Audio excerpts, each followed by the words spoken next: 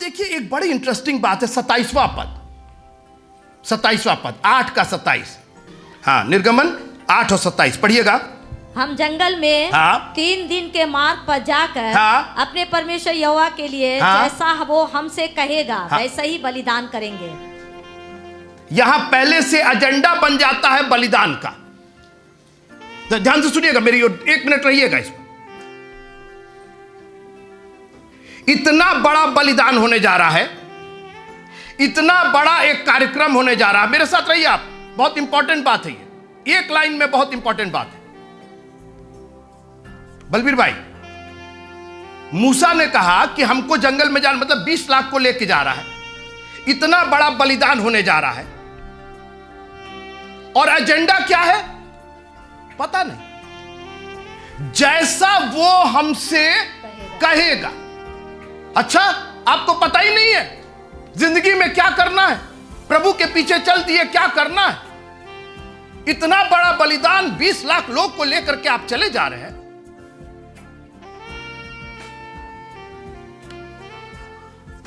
कई बार हम अपने हिसाब से अपना बलिदान तय करते हैं। उसने तय किया है, टाइथ तय है उसका। उसने कहा है सारे दशवांश मेरे भंडार में लिया। हम तय करते हैं कि हम 9 ले जाएंगे, हम 12 ले जाएंगे, हम 8 ले जाएंगे। Who are you? बलिदान आप उसके लिए कर रहे हैं और हिकमत आप अपनी लगा रहे हैं। मूसा जैसा लीडर, उसने कहा हमको नहीं पता है, हमको बस जाना है और जैसा वो कहेगा वैसा बलिदान होगा। आज अपनी जिंदगी में यह फॉर्मूला अपना लीजिए कि प्रभु जैसा तू कहेगा वैसा ही होगा। अरे जंगल में आप ले जा रहे हैं, पहले से बोलिए ना, इंतजाम करके चले। जंगल में क्या करेंगे हम? मेरे साथ रहिए आप थोड़ी देर। मैं आपका विश्वास बढ़ा रहा हूं क्योंकि इसने मेरे विश्वास को भी बढ़ाया है। जंगल में आप ले जा रहे हैं, अरे बाजार यहां से करके चले, सब्जी भाजी यहां से लेके चले, गाय बैल यहां से लेके चले, पशु यहां से लेके चले, सारा इंतजाम यहां से जंगल में ले जा रहे हैं। वहां पर क्या होगा जानते हैं? वहां क्या होगा? अपना हाथ अपने बेटे पर मत बढ़ाना, क्योंकि एक मेढ़ा तुम्हारे लिए उस जंगल में तैयार किया गया है। जैसा वो कहेगा वैसे ही मैं करूंगा। आप हैं मेरे साथ? आपको याद है इब्राहिम जब अपने बेटे इसहाक को लेकर के गया था, जंगल में परमेश्वर ने एक मेढ़े को तैयार कर दिया और कहा अपने बेटे को हटा और इस मेढ़े का बलिदान कर, जैसा तू कहेगा वैसे ही किया जाएगा। आज अपनी जिंदगी का एजेंडा बनाइए और कहिए खुदावंद आप जैसा कहेंगे वैसा ही होगा। आज हमने अपने एजेंडे तैयार किए, अपने प्रोग्राम, ऐसा करेंगे वैसा करेंगे, ये करेंगे, बेटे को ये बनाएंगे, बेटी को बनाएंगे, ऐसा करेंगे। आई डोंट नो, हम जंगल में जा रहे हैं, अच्छी बात है, हमारा प्रभु वहां मौजूद है, हमारा प्रभु जंगल में भी हमसे बात करेगा और जैसा वो कहेगा वैसा ही होगा बलिदान। हम तय करने वाले कोई नहीं है। और प्रभु का धन्यवाद कीजिए, दुनिया के जंगल में उसने आपको इंस्ट्रक्शन दे दिया है, जैसा वो कहेगा। मैंने कहा जैसा वो कहेगा, जैसा ये कहेगा वैसा ही होगा। आपको जो कहना आप कह लीजिए। अरे तुम समझ नहीं रही हो, अभी घर का इतना काम बाकी है, अभी राशन पताई बाकी है, तुम दशवां दे। हम नहीं जानते भैया, जैसा जैसा वो कहेगा वैसा ही किया जाएगा। ये मूसा के नियम थे, ये मूसा का विजन था, जैसा वो कहेगा। अरे तुमको अभी पता नहीं, इतनी बड़ी भीड़ को ले जा रहे, इतने बड़े लीडर बने हुए, इतना दिमाग है तुम्हारे पास, पहले से सब चीज तय होनी चाहिए, सब पहले से सारा प्रोग्राम होना चाहिए, पहले से सारी चीजों का इंतजाम होना चाहिए। भैया कोई इंतजाम नहीं। जब आपका मन साफ है और आप उसके वचन पर चलना चाहते हैं तो यहोवा आपका चरवाहा बन जाता है और आपको कुछ कमी और घटी नहीं होने देता है। आप चाहे घोर अंधकार से भरी हुई तराई में होकर क्यों ना चले, हानि से ना डरेंगे, क्योंकि वो आपके साथ है। मूसा ने कहा फिरौन भैया तुम तो यहीं रह जाओगे मिस्र में, हमारा परमेश्वर हमसे जंगल में मिलने जा रहा है। ये टाइम है, this is the time that God has given. आप जंगल में हो, प्रभु आपसे मिलने के लिए तैयार है। दूसरा कुरिन्थियों उसका 6वां अध्याय, दूसरा कुरिन्थियों 6वां अध्याय 14वीं आयत से पढ़िए जल्दी से जी। अविश्वासियों के साथ हाँ, असमान जुए में ना जूतो, ठीक, क्योंकि धार्मिकता और अधर्म का क्या मेलजोल, ठीक, या ज्योति या और अंधकार की क्या संगति। ठीक। अभी इसके आगे भी पढ़िएगा, लेकिन इंस्ट्रक्शन दिया जा रहा है, निर्देश है, असमान जुए में ना जूतो, अंधकार का ज्योति से। आप इसको सुनिए थोड़ी देर और इस पर मनन कीजिए कि यह कह क्या रहा है, किस बेस पर, किस आधार पर यह बात कही जा रही है। मत जूतो, क्यों भाई, क्यों ना जूते? ठीक।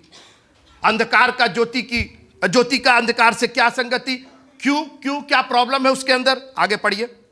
और मसीह का बलिदान के बलियाल, साथ, बलियाल मतलब मूर्ति पूजक जी। और मसीह का बलिदान के साथ बलियाल, क्या लगाव जी, बलियाल लो, बलियाल जी।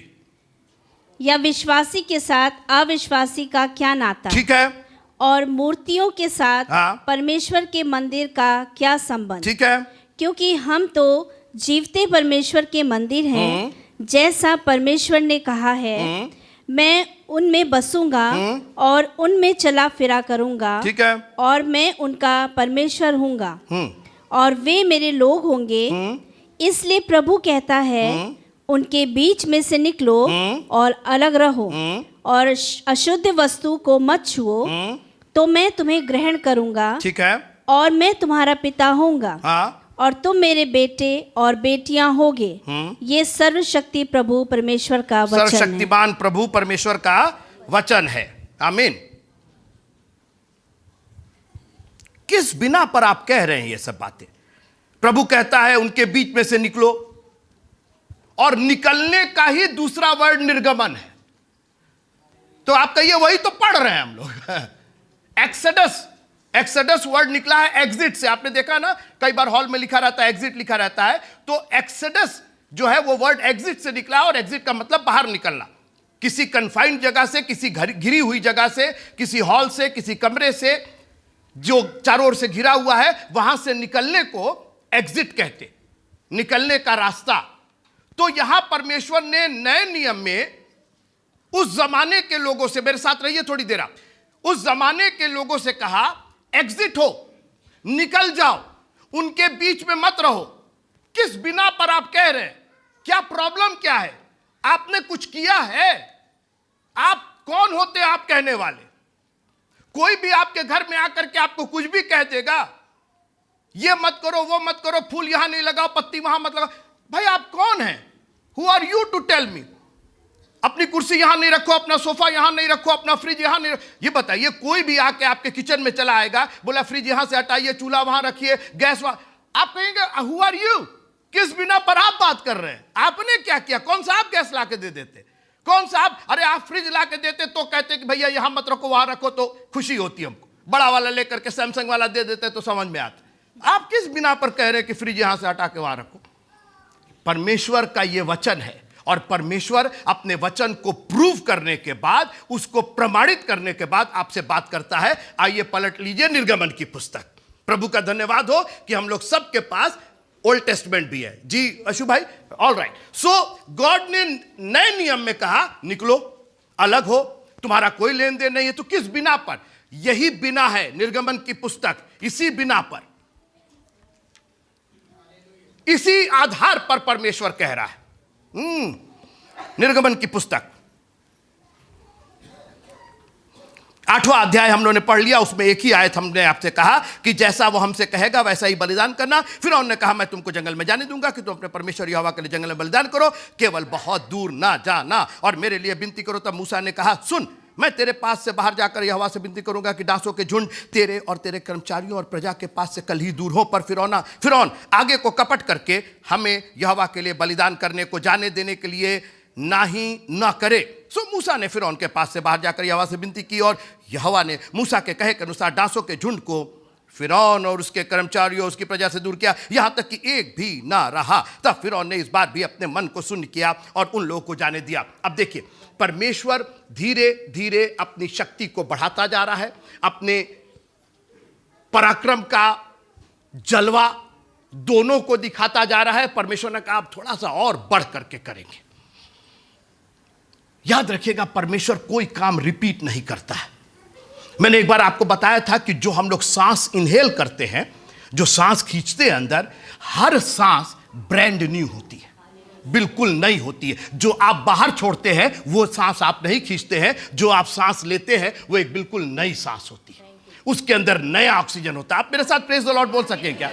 मैं सब एक एक जन की बात सोच रहा हूं। सोचिए आप, एक एक सांस जो आप लेते हैं, हर सांस निकलने के साथ ब्रांड न्यू हो जाती, वो रिसाइकिल नहीं होती, वो फिर से ठीक नहीं होती है, उसको परमेश्वर बिल्कुल नया का नया बना देता है। हमारा परमेश्वर शक्तिमान नहीं, सर्वशक्तिमान परमेश्वर है। उसके पास इतनी ताकत है कि दुनिया के 9 अरब लोगों के लिए हर सांस एक नई सांस बना करके दे दे। वो तारों को गिनता और उनका नाम लेकर के बुलाता है, और उनमें से एक भी बिना आए नहीं रहता है। तो परमेश्वर ने कहा अब ये हो गया, नील नदी को हमने दिखा दिया, मेंढक दिखा दिया, कुटकी भेज दी, डांस भेज दिए, अब कुछ नया करते हैं, अब कुछ नया करते हैं। आइए 9वां अध्याय पढ़ते। फिर यहोवा ने मूसा से कहा, फिरौन के पास जाकर कह कि इब्रियों का परमेश्वर यहोवा तुझसे इस प्रकार कहता है कि मेरी प्रजा के लोग को जाने दे कि मेरी उपासना करे। सबको स्वतंत्रता चाहिए, क्या करने के लिए? बवाल करने के लिए। तुम मांगते हो और पाते नहीं। अरे प्रभु आपने दिया नहीं, आपने दिया नहीं मिलेगा, क्योंकि बुरी इच्छा से मांगते हो। यहां पर परमेश्वर ने इनके स्वतंत्र होने की मांग को तय कर दिया, बोला तुम मेरी उपासना करने जाओगे। आज आप चंगाई क्यों नहीं पाते हैं? क्योंकि जिस दिन आप चंगे हो गए, यह दरवाजा आपके लिए खुला है, आप पट से निकल लेंगे। आपके पास तो दुनिया खुली हुई है। फिर तो जिस दिन आप अच्छे हो गए, जिस दिन आपको आराम हो गया, जिस दिन चैन हो गया, फिर चर्च किसको समझ में आता है? फिर तो चला जाए, कुछ और किया जाएगा। जब आखिरी सांस लेता है आदमी, एक्सीडेंट होता नहीं है कि फेसबुक पूरा भर जाता, दुआ कीजिए दुआ। इसके पहले कहां थे भाई? परमेश्वर ने पहले ही तय कर दिया कि तुम्हारी स्वतंत्रता का कारण मेरी उपासना है। अगर हम कल की सांस तुमको देंगे तो अपनी प्रशंसा के लिए तुमको देंगे, तुम्हारे भोग विलास के लिए नहीं देंगे। आप पढ़ लीजिए याकूब की पुस्तक, जल्दी से इसको निर्गमन को पकड़े रहिएगा। याकूब की पुस्तक उसका 4था अध्याय 3 जी। तुम मांगते हो और बाइबल पाते कहती है, नहीं। 1 मिनट, बाइबल कहती है कि मांगो तो तुम्हें दिया जाएगा। तो तुम मांगते हो और आगे क्या लिखा है? और पाते नहीं। खबरदार जो मेरे पास आके आप कहे कि भाई साहब आपने दुआ की थी, मेरा कोई फायदा नहीं हुआ। तुम मांगते हो और पाते नहीं। ये भी बाइबल ने तय कर दिया कि नहीं मिलेगा तुमको, और तुमको नहीं मिला है। तुमने मांगा है, कई बार मांगा है, हद से ज्यादा तुमने मांगा है, लेकिन तुमको नहीं मिला है। और आगे उसका कारण सुनिए जी। इसलिए कि बुरी इच्छा से मांगते हो। जबकि तुम्हारी इच्छा यह होनी चाहिए कि मेरी नहीं लेकिन तेरी इच्छा पूरी हो, जैसे तेरी मर्जी आसमान में पूरी होती। तुम मांगते हो, तुम्हारे मांगने में कोई कमी नहीं है, तुम्हारी दुआ में कोई, अरे हमने ये दुआ की, हमें बहुत अच्छी बात है। वो दुआ सुनी गई कि नहीं सुनी गई ये बताइए। एप्लीकेशन तो बहुत लोग देते, भरते तो बहुत लोग हैं, कितने लोग को एडमिशन मिल जाता, कितने लोग को नौकरी मिल जाती। तुम मांगते हो, पाते नहीं, कि अपनी बुरी इच्छा से मांगते हो और ताकि अपने भोग विलास में। यहां पर परमेश्वर ने तय कर दिया कि हम तुमको एग्जिट देंगे, हम तुमको इस 4 दीवारी से निकालेंगे, हम तुमको फिरौन की गुलामी से निकालेंगे, लेकिन उस निकालने का कारण यह होगा कि तुम जाकर ब्याह शादी करोगे, बाग लगाओगे, अपनी धुन में मस्त रहोगे, अपनी नौकरी चाकरी में क्या करें, सुबह से शाम तक मैं निकालूंगा ताकि तुम मेरी उपासना करो। जिस दिन आपका यह नियम हो जाएगा लाइफ का कि I want to serve you, I want to worship you, मैं सिर्फ आपको और आपको वर्शिप करने जा रहा हूं, तो फिरौन की कोई ताकत आपको रोक नहीं सकेगी। आप हैं मेरे साथ? मैं नौकरी करता था, बंधा हुआ था नौकरी से, तनख्वाह मिलती थी, हर महीने अच्छी खासी तनख्वाह मिलती थी, सरकारी नौकरी थी, कोई नहीं छोड़ता। लेकिन जिस दिन मैंने यह तय कर लिया कि मुझको प्रभु की सेवा करनी है और फुल टाइम करनी है, तो कोई जन हमको रोक नहीं पाया। हमारे भाई साहब वहां के मैनेजिंग डायरेक्टर है कॉलेज के, उन्होंने मेरे पास खबर भिजवाई, प्रिंसिपलशिप खाली है, ले लो। कोई चीज रोक नहीं पाएगी। कोई फिरौन रोक नहीं पाएगा। और आज आपके सामने खड़े हैं, प्रेज द लॉर्ड। एक टीचर होकर के नहीं खड़े, एक नौकरी करने वाले खड़े होकर, हम वर्शिपर होकर के खड़े हैं आपके सामने। हम पास्टर हैं चाहे नहीं है, बिशप हैं चाहे नहीं है, हम उसकी उपासक जरूर हैं और उसकी उपासना करने के लिए यहां पे खड़े हुए हैं, अपने हाथों को उठा करके उसकी उपासना। जिस दिन आप अपने जीवन में यह तय कर लिएगा, प्रभु जी मेरे को आपकी उपासना करनी है, आपका रास्ता बिल्कुल सीधा, आपका रास्ता बिल्कुल सरल हो जाएगा। आपकी प्रॉब्लम यह है कि आप तो दुनिया के प्रपंच करने लगते हैं। जंगल में जाएंगे तो मोर देखेंगे, शेर देखेंगे, बाघ देखेंगे, भालू देखेंगे, बंदर का नाच देखेंगे। और उपासना कौन करेगा? अरे वो बाद में देखा जाएगा, पहले बंदरवा का नाच देखेंगे। हाँ, दिन भर हम लोग बंदर का नाच देखते हैं। दुनिया में क्या हो रहा? बंदर का ही तो नाच हो रहा, सुबह से शाम तक। कभी यहां जाम में है, कभी वहां भीड़ में है, कभी ये पेमेंट करना, कभी बंदरी का नाच हो रहा है हम लोग की जिंदगी में। जिस दिन आप ये तय कर लीजिएगा कि आपको प्रभु की उपासना करनी है, उस दिन आपकी मुक्ति हो जाएगी, आपका छुटकारा हो जाएगा। क्या परमेश्वर ने कहा कि वो क्या करेंगे? मेरी उपासना करें, मेरे प्रजा के लोगों को जाने दे कि वे मेरी उपासना करें। आज हमको फ्रीडम चाहिए, बस क्या करेंगे ये मत पूछिए हमसे। आज तय कीजिए कि आप अपनी जिंदगी में करना क्या चाहते हैं। और यदि तू उन्हें जाने ना दे तो अब भी पकड़े रहे तो सुन, तेरे जो घोड़े, गधे, ऊंट, गाय, बैल, भेड़, बकरी आदि पशु मैदान में है, उन पर यहोवा का ऐसा हाथ पड़ेगा कि बहुत भारी मरी होगी। और यहोवा इसराइलियों के पशुओं में और मिस्रियों के पशुओं में ऐसा अंतर करेगा। मैं बहुत धीरे धीरे पढ़ रहा हूँ क्योंकि मैं अभी अपने विषय से नहीं हटा हूँ। मैं आपको दूसरा कुरिन्थियों से लेके आ रहा हूँ। किस बिना पर कह रहे हैं कि अलग हो जाओ? किस बिना पर? क्या आपने हमको दिया है, उसका आधार क्या है, कैसे अलग हो जाए? यहाँ परमेश्वर ने कहा इस आधार पर तुम अलग होगे। फिर से सुनिए, और यहोवा इसराइलियों के पशुओं में और मिस्रियों के पशु में ऐसा अंतर करेगा कि इसराइलियों के जो भी पशु हैं उनमें से कोई भी ना इस बिना पर अलग हो जाओ। कोई है मेरे साथ? मिस्रियों के घोड़े, गधे, ऊंट, बकरा, बकरी सब मर जाएंगे, मगर मैं इसराइलियों में ऐसा अंतर करूंगा कि इनका एक भी नहीं मरेगा। और इसीलिए कह रहा हूं मैं तुमसे कि अलग हो जाओ। इसी बिना पर मैं कह रहा हूं, मैं अंतर कर रहा हूं और उस अंतर की मैं आशीष दे रहा हूं। केवल तुमको सेपरेट नहीं कर रहा हूं, तो केवल दुनिया से अलग। आप मेरे साथ है नहीं थोड़ी देर के लिए?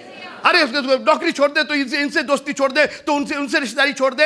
आप छोड़ करके तो देखिए, उनके पशु मरेंगे और तुम्हारे जिंदा रहेंगे। आपको अपने पशु मरवाने का बहुत शौक है तो रहिए ना, कौन मना कर रहा है? करिए रिश्तेदारी जितनी करनी, लगिए जितना लगना, रहिए उनके खेमे में, उनके घर में, उनके परिवार में रहिए जो रहना है, मत अलग होइए। लेकिन जब आपके भी पशु मारे जाएंगे तो कंप्लेंट मत कीजिएगा, अरे प्रभु जी मेरे पशु का। तुमने खुद ही अंतर नहीं किया, हमने अंतर करके और तुमको आशीष दी कि जब अंतर करोगे, जब तुम अपने आप को इसराइलियों के गोल में ले जाओगे, इसराइलियों की तरफ ले जाओगे, तो तुम्हारे पशु नहीं मरेंगे, उनके पशु मरेंगे। आप सुनते रहिए अभी आगे। दूसरे दिन यहोवा ने ऐसे ही किया और मिस्र के तो सब पशु मर गए, परंतु आगे पढ़ देंगे, पढ़ दीजिए आगे, आगे क्या लिखा है, सब लोग पढ़ दीजिए एक साथ। परंतु इसराइलियों का एक भी पशु ना मरा। क्या ब्रिजेश भैया क्या बोल रहे हैं? भैया हमको इसराइली रहने दो, हमको अपना पशु बनवाने का कोई शौक नहीं, मरा करे जिसका पशु मरना। हा। और फिरौन ने लोगों को भेजा पर इसराइलियों के पशुओं में, अच्छा फिरौन ने भेजा चेक करने के लिए, जाओ चेक करके आओ उन लोगों का कोई मरा है कि नहीं।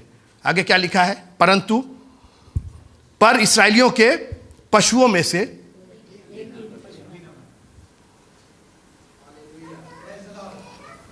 क्या? अनिल भाई कुछ कहना है आपको? प्रभु कितना महान है, देख रहे हैं आप? हालेलुया। तो अभी फिरौन का मन तो सुन हो गया था। हमने बोला था ना कि चिन्ह चमत्कार से छुटकारा नहीं मिलता, और उसने उन लोगों को जाने ना दिया। फिर यहोवा ने मूसा और हारून से कहा कि तुम दोनों फट्टी में से एक एक मुट्ठी राख लो और मूसा उसे फिरौन के सामने आकाश में की ओर उड़ा दे।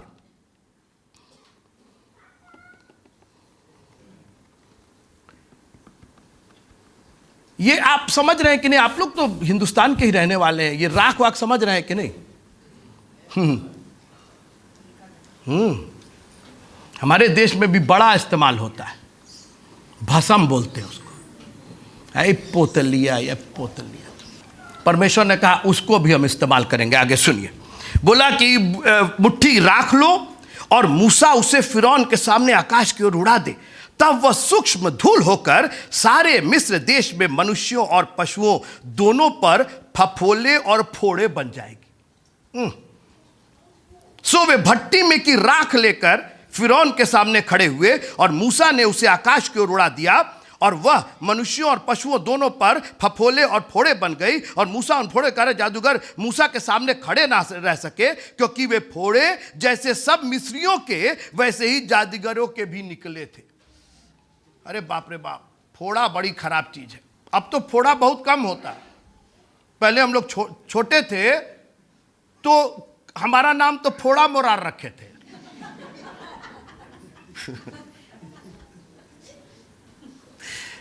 और जितने बड़े लोग सब जानते हैं, हम लोग फोड़ा ही से परेशान। दिनेश भैया, कई डेफिशिएंसी होती थी, बहुत सारे विटामिन नहीं थे, स्किन का प्रॉब्लम था, बहुत कुछ था, तो फोड़े अब तो बहुत कम हो गए हैं। फोड़े पहले बहुत फोड़े होते, अब बड़े दुखदाई, बड़े दुखदाई।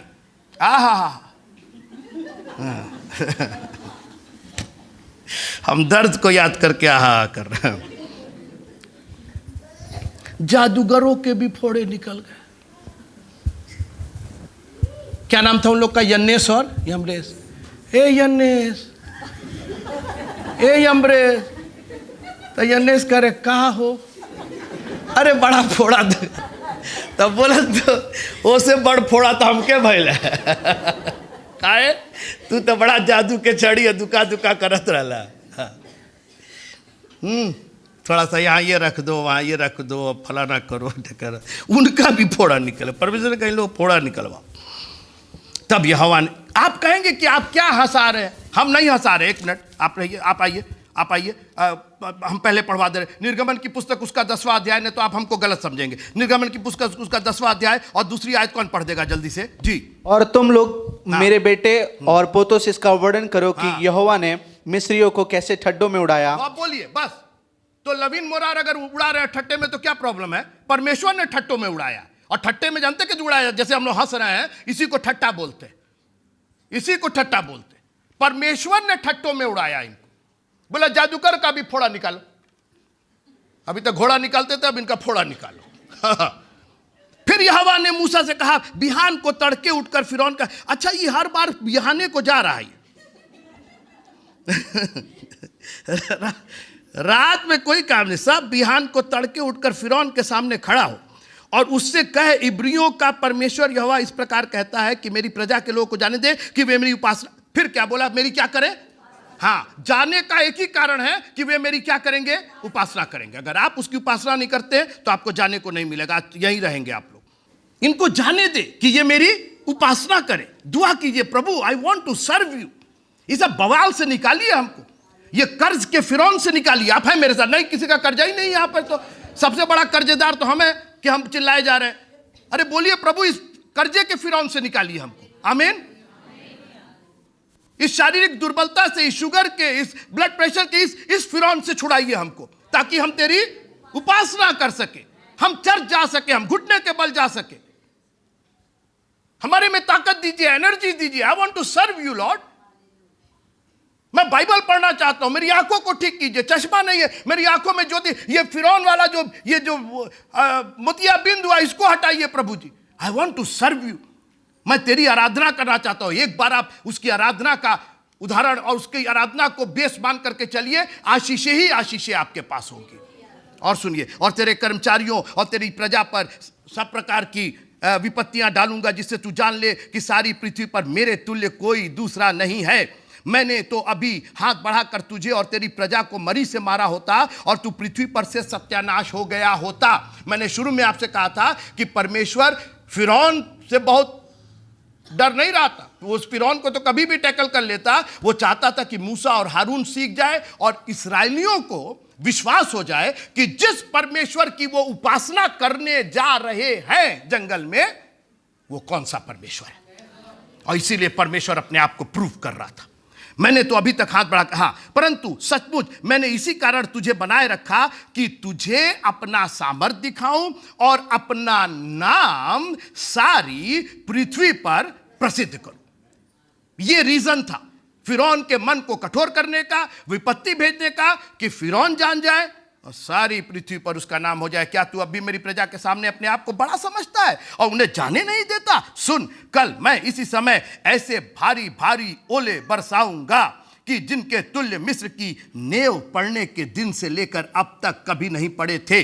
बिल्कुल सही बात है, क्योंकि वहां पर रेगिस्तान है, वहां पानी गिरता नहीं है, ओला कहां से गिरेगा। सो अब तक लोगों को भेजकर अपने पशुओं को और मैदान में जो कुछ तेरा है सबको फुर्ती से आड़ में छिपा ले, नहीं तो, सुनते रहिएगा, नहीं तो जितने मनुष्य व पशु मैदान में रहें और घर में इकट्ठे ना किए जाएं, उन पर ओले गिरेंगे और वे मर जाएंगे।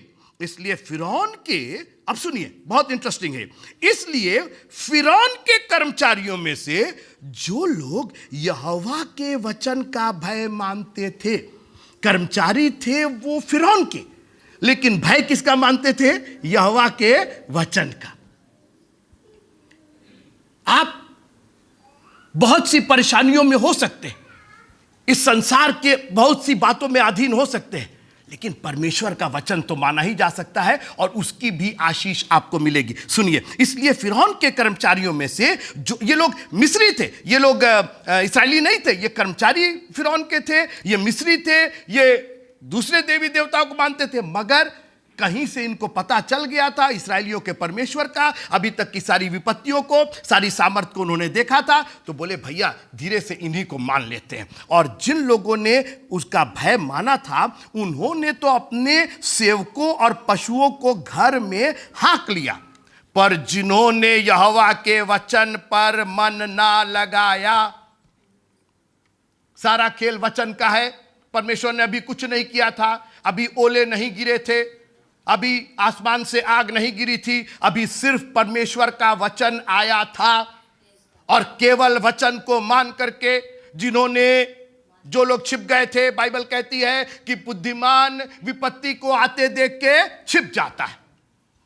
जितने लोग उसका वचन मानते थे, भले ही वो लोग इस्राएली नहीं थे, भले ही वो मिस्र के कर्मचारी थे, फिरौन के कर्मचारी थे, लेकिन दिल से परमेश्वर का वचन मानने लगे थे। उन्होंने कहा भैया अभी तक जो हुआ है सब सही हुआ है, अपने पशुओं को हाँक करके अंदर कर लो, शेड में डाल लो, इसीलिए शेड बनवाया गया, शेड में चले जाइए जी, हाँक दिया।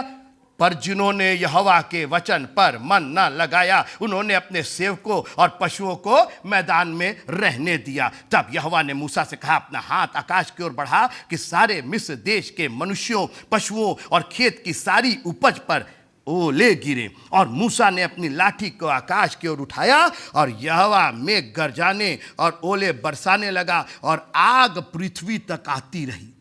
और इस प्रकार यहोवा ने मिस्र देश पर ओले बरसाए। 24वीं आयत सुनिए, जो ओले गिरते थे उनके साथ आग भी मिली हुई थी। ओला देखे हैं? ओला, ओला उबर नहीं, हाँ सब सोच रहे कि ओला वाला जो बुलाते हैं टैक्सी, ना वो वाला ओला नहीं भाई, मालूम कि वो वाला है उसमें आग लगी हुई है और ड्राइवर कह रहा बैठ जाइए इसी के अंदर, नहीं वो वाला नहीं, अरे जो ऊपर से गिरता है वो बर्फ होता है ना, वो तो उसमें आग मिली हुई है, तो ओला को तो गल जाना चाहिए, अरे चाहे तो आगे ही रहेगी। ये है हमारे पर, कोई है मेरे साथ प्रेज़ गॉड, ये है हमारे परमेश्वर की ताकत। आटा भले ही थोड़ा हो, कुप्पी में तेल भले ही थोड़ा हो, कम नहीं होने पाया है, वो भर नहीं गया, उसको भरने की जरूरत नहीं है, बस उसको कम होने की जरूरत नहीं है। बहुत लोगों का भरा हुआ है, रोज कम होता चला जा रहा है। मेरा ऑलरेडी कम है लेकिन कभी खत्म नहीं होता है। Praise the Lord. अच्छा और सुनिए, जो ओले गिरते थे उनके साथ आग भी मिली हुई थी और वे ओले इतने भारी थे कि वो गोले जैसे थे। वो ओला कम था, गोला ज्यादा था। अरे बाप रे बाप, यहां तो लोग गोली से मर जाते हैं। सोचिए क्या हो गया, 2 गोली लग गई उनको, यहां तो गोला गिर रहा था, इतने भारी थे। अरे बाकी जब से मिस्र देश बसा था तब से मिस्र भर में ऐसे ओले कभी ना गिरे थे। इसलिए मिस्र भर के खेतों में क्या मनुष्य क्या पशु जितने थे सब ओलों से मारे गए, और ओलों से खेत की सारी उपज नष्ट हो गई, और मिस्र के मैदान के सब वृक्ष भी टूट गए। केवल 26वीं आयत, केवल, हालेलुया, कोई है मेरे साथ हालेलुया बोले, केवल गोशेन देश में जहां इस्राएली बसते थे, बोले नहीं। अंतर देखिए, अंतर देखिए, अंतर देखिए, उसी जगह पर वही आसमान, वही ओला, यहां गिरा वहां नहीं गिरा। तेरे निकट 1000 और तेरे दाहिनी ओर 1000 और तेरे बाईं ओर 10,000 गिरेंगे, वो मारी तुझ पर नहीं आएगी। परमेश्वर ने प्रूव किया, बोला मैं अंतर कर सकता हूं तो तुमको भी अपने जीवन में अंतर। आज हमारी प्रॉब्लम यह है, हमको अंतर तो मालूम ही नहीं है, हमको मंडे और संडे का अंतर ही नहीं मालूम हुआ, कब मंडे, 7 दिन लगे पड़े हुए, कब शनिचर आया, कब बुध आया, कब, किसी की सुध ही नहीं है। और पवित्र दिन को, विश्राम दिन को पवित्र मानने के लिए तो स्मरण आप बात कर रहे हैं, याद ही नहीं है किसी को। लेकिन परमेश्वर को याद है कि अंतर करना। मित्रों, अपने जीवन में कुछ अंतर करके देखिए, कुछ कुछ चीजें अंतर करके देखिए। हर चीज को घालमेल मत कीजिए, सब चीज घालमेल नहीं होती। आपका बच्चा अलग है, दूसरे का बच्चा अलग है, दोनों को मिला दिए कहीं में, उनका बच्चा अपने घर लेकर चले गए, अपना बच्चा किसी और को दे दिए। ऐसा काम करते हैं क्या? आगे सुनिए। तब फिरौन ने मूसा और हारून को बुलवा भेजा, उनसे कहा इस बार मैंने पाप किया, यहोवा धर्मी है और मेरी प्रजा धर्मी है। मेघों का गरजना, ओलों का बरसना तो बहुत हो गया, अब भविष्य में यहोवा से विनती करो, तब मैं तुम लोगों को जाने दूंगा और तुम ना रोके जाओगे। मूसा ने उससे कहा नगर से निकलते ही मैं यहोवा की ओर हाथ फैलाऊंगा, तब बादल का गरजना बंद हो जाएगा और ओले फिर ना गिरेंगे, तू इससे जान लेगा कि पृथ्वी यहोवा ही की है। अब देखिए, अभी तक मैंने आपसे बात की थी कि परमेश्वर ने पानी पर अपना जलवा दिखाया, आकाश पर दिखाया, हवा पर दिखाया, धूल पर दिखाया, मिट्टी पर दिखाया, जानवरों पर दिखाया, वर्षा पर दिखाया, हर चीज पर प्रभु ने दिखाया। और फाइनली उसने कहा अब तू जान लेगा कि सारी सृष्टि यहोवा परमेश्वर की है।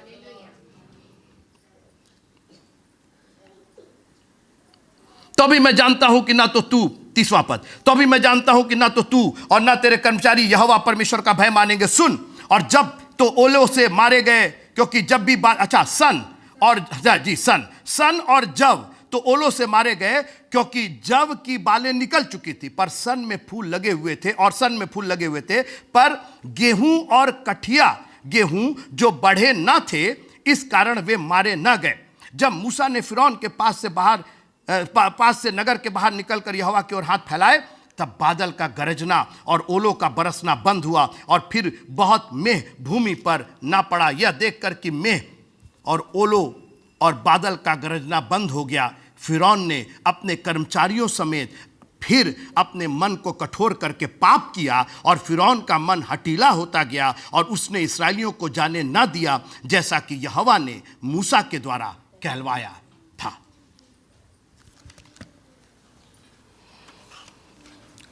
दूसरा कुरिन्थियों उसका 6वां अध्याय 14वीं आयत से 18वीं आयत, उनमें से अलग हो। किस बिना पर अलग हो? क्योंकि मैंने अलग किया है, एग्जिट दिया है, और अलग ही नहीं किया है, उस अलग होने की आशीष भी दी है। फिर से सुनिएगा, मैंने अलग होने की आशीष भी दी है। अगर आप आज दुविधा में हैं, अलग हो कि ना हो, इसको भी बसाए रखें, उसको भी बसाए रखें, आधा इसको भी मान लें, आधा उसको भी मान लें, आज आपके पास निर्णय की एक घड़ी है।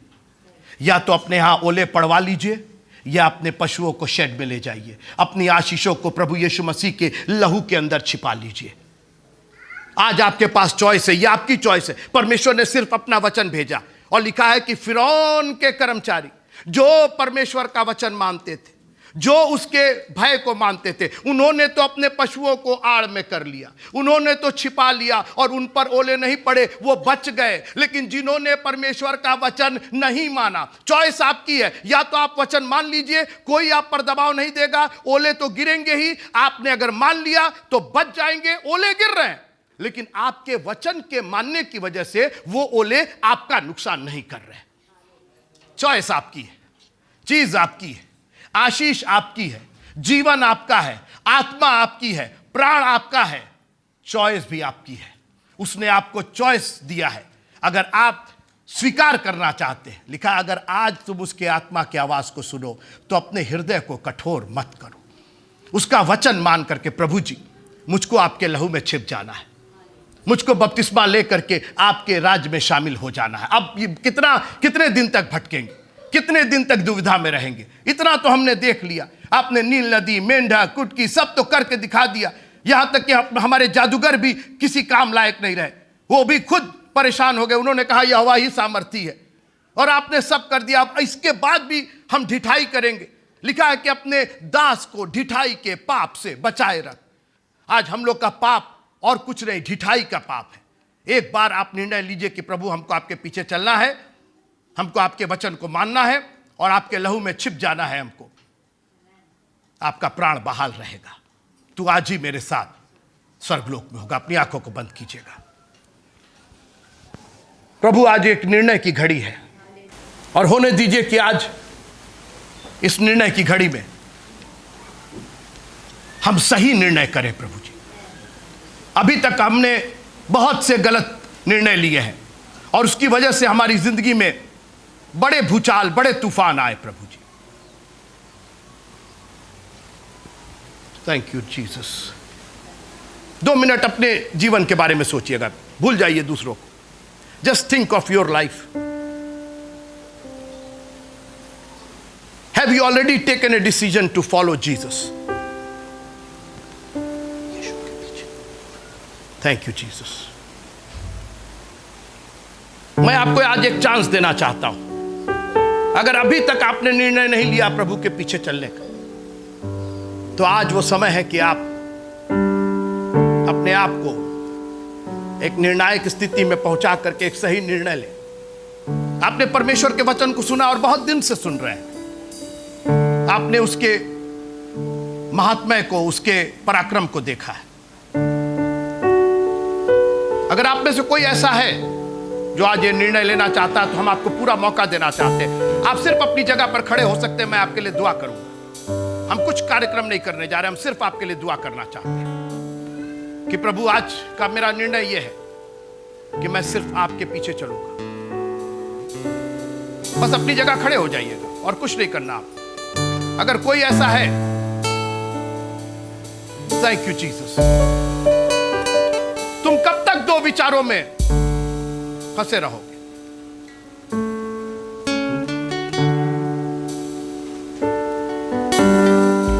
Thank you Jesus. मैं सिर्फ दुआ करना चाहूंगा आपके लिए कि जो आपने निर्णय लिया है, प्रभु इस निर्णय को मजबूत करने में आपकी मदद करें। पूरा बाशी करा। प्रभु जी तेरा धन्यवाद करते इन प्रियो के लिए। प्रभु जी, ये मेरे पीछे ना चले, मुझको अपने पीछे नहीं, तेरे पीछे चलाना है, ताकि इनकी आशीष इनको मिलती रहे भरपूरी के साथ। इनका घर बार बना रहे, खुदावंद बचा रहे प्रभु जी इस आसमानी आफत से। हमारे सेवक बचे रहे, हमारे पशु, हमारा घर बार, हमारी संपत्ति बची रहे और हमारा प्राण बचा रहे। खुदावंद एक बार फिर से इन प्रियो को तेरे सामने हम लेकर के आए हैं। तूने अंतर किया प्रभु जी, और उस अंतर की आशीष दिया। गोशेन देश में जहां इस्राएली रहते हैं वहां ओले नहीं पड़ेंगे, उनके पशु नहीं मरेंगे। ये मेरी ओर से है, ये मेरी आशीष है। तुम्हारे अंतर होने की ये आशीष मैं देता हूं। फिरौन के कर्मचारी है प्रभु जी, बहुत मान करके देख लिया फिरौन की, केवल नुकसान कराया है फिरौन ने, लेकिन अब नहीं। एक बार तो आपका वचन मान करके देखेंगे। और लिखा है जितनों ने अपने सेवकों को, अपने पशुओं को अंदर कर लिया, वो सब बच गए। आशीष है मित्र। प्रभु आप सबको बड़ी आशीष दे, आपके निर्णय को मजबूत करने में, आपके विचार को और भी स्पष्ट करने में, क्लियर करने में कि what do I want to do, who do I want to follow। हम तेरे वचन पर कैसे चले।